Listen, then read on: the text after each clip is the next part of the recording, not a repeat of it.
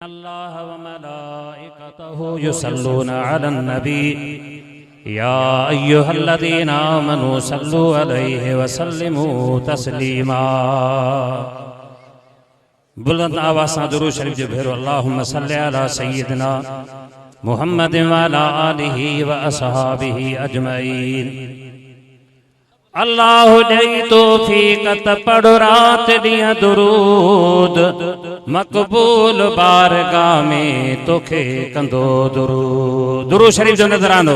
بلند آواز سے درود شریف جو بھیرو پڑھو درود شریف پڑھو رحمت اللہ سے جل شانو منوالو جی جا حقدار اچھو حبیبن کریمن صلی اللہ علیہ وسلم جن فرمایو مجھو امتی مجھے متاں درود شریف جو نظرانو موقعی دعا ان درود شریف کے بدلے میں رب العزت جل شانو منوال ہو جو ان درود شریف کے پڑھن وارے دے متھاں 10 رحمتوں نازل تھیندیوں آہن ان درود شریف کے پڑھن وارے جا 10 گناہ معاف تھیندا آہن درود شریف کے پڑھن وارے جا اللہ تبارک و تعالی 10 درجہ بھی بلند فرمائے چھڑیندو آ اوہاں کے خبر ہو جے تے جیکو درود شریف پڑھے تو ان جی قبر میں بھی روشنی آ ان جی عاقبت بھی بھلی آ ہن دنیا میں بھی او خوش آ جیکو درود شریف جے ورد کے کندو آ درود شریف پڑھندو آ صلاۃ شریف پڑھندو آ تو اللہ تعالی جے رحمت جو حقدار تھیندو آ مجھا مدینے جا شہنشاہ صلی اللہ علیہ وسلم ان جے قبر میں تشریف فرما تھیندا ہن مجھے آقا صلی اللہ علیہ وسلم کے الصلاۃ والسلام علیک یا رسول اللہ جی پکار سا محبوب صلی اللہ علیہ وسلم جو دیدار کندو آئے بیٹھا عزیز دوستو اوہاں کے خبر ہو جے سید ابو محمد ابن سلیمان جزولی رحمت اللہ تعالی علیہ جلال خیرات شریف جو صاحب مصنفہ 70 سال کھاں بعد میں بود پی اچے پنجن متقدن کے زیارت کریں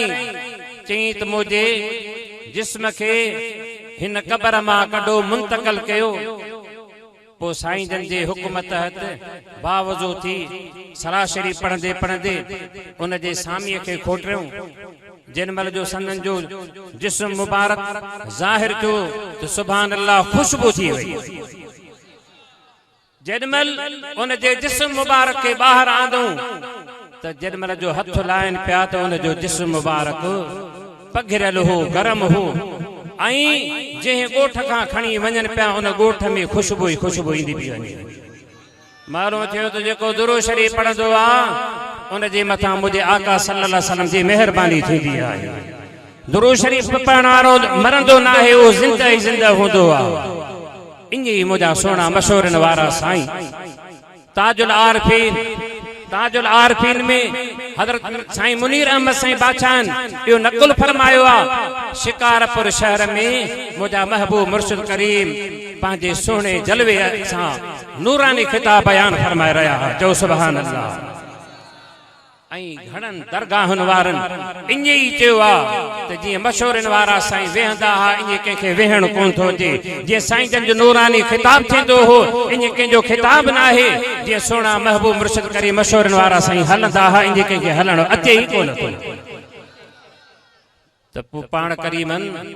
اللهم صل وسلم وبارك على سيدنا ومولانا محمد النبي الأمي الحبيب على القدر العظيم الجاه وعلى آله وصحبه وبارك وسلم درود آلیہ شریف کی فضیلت بدھائیوں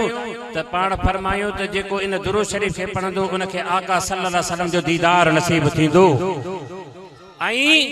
وہ قبر میں جن مل جو لہندو تو ان دے متھا مجھا محبوب آقا یتیمن جا یار پہنچندا مانک مٹر سندو میں منجو اوندا ہی میں سوجرو حشر ویل حساب میں چھڑے نہ ویندو میں ہانی سارے صدقندو میں منجو کو یار لکے چدھنی پان کریم پانجو خطاب مبارک بیان فرمائے رہا پو انجے ہکڑو فقیر اچھو عرض کے مجھا سائیں درود شریف جی عنایت تے وہ پان کریمن پانجن ہتھن مبارکن سا پنے جے متھاں درود شریف لکھی ان فقیر کھے ڈنو ان فقیر جے حوالے تھو او درود شریف فقیر پڑھن لگو درود شریف پڑھن لگو درود شریف پڑھن لگو चई जुमे जी रात सुतो पियोसि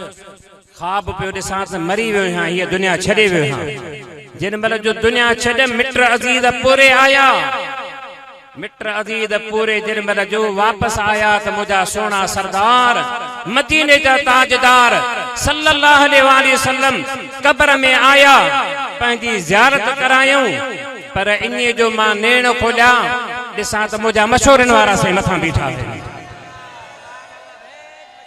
मदीने जे शहनशाह सल्लल्लाहु अलैहि वसल्लम जी ज़ियारत मुर्शिद कामिल जे सूरत में थींदी आहे पोइ जेको मुर्शिद कामिल जे तरीक़त पाक ते हलंदो ज़िक्र शरीफ़ जो 4 तस्बीह कंदो दुरूद शरीफ़ के कसरत सां पढ़ंदो इंशाअल्लाह ताला मुंहिंजा मशहूरनि वारा साईं हर जमायत खे भाकुर पाईंदा उनखे क़ब्र न हूंदी बल्कि बेहिश्त जो हिकिड़ो बाग़ हूंदो